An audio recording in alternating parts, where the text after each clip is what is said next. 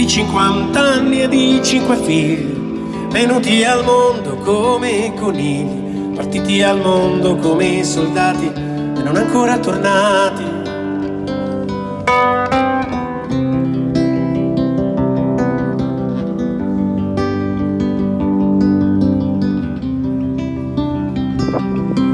Generale dietro la stazione,